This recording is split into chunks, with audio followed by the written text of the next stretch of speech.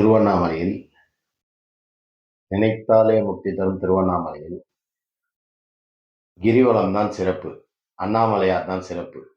அப்படி இருக்கும்போது அந்த கிரிவல பாதையில அன்னதானம் நிறைய பேர் பண்றாங்க.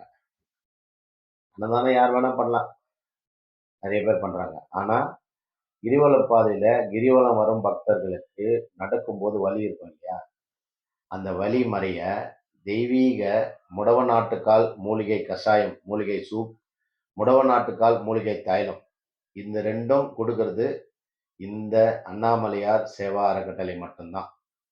வேற யாருமே இதை இதுவரைக்கும் கிரிவல பாதையில தானமா தந்ததில்லை.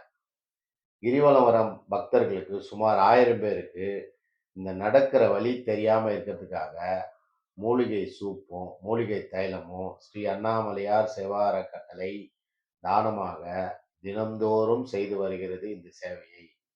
இந்த காணொலியை பார்ப்பவர்கள் பாருங்க, மூட்டு வலிக்கு மூலிகை தைலம் கொடுக்குறாங்க பாருங்க.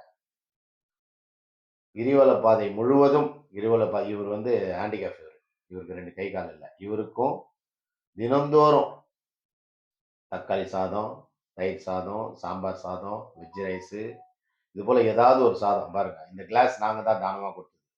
ஒரு கிளாஸோட விலை வந்து 3 ரூபா.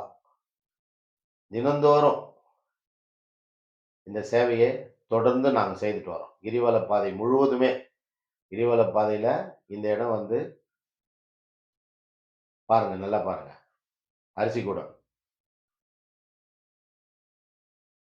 இந்த பாதை முழுவதும் இந்த அன்னதான சேவை வந்து தொடர்ந்து செய்கிறோம். கிரிவலம் வரும் பக்தர்களுக்கும் செய்கிறோம். சாதுகளுக்கும் நோய் போக்குறோம், பசி போக்குறோம், பிணி போக்குறோம். கிரிவலம் வரும் பக்தர்களுக்கும் மூட்டு வலி மறைய தினந்தோறும் இப்போ இந்த கேட்டில் பார்த்தீங்களா, இந்த கேட்டில் மாதிரி ஒரு கேட்டிலோட அளவு 25 லிட்டரு, 5 கேட்டில் இருக்கும்.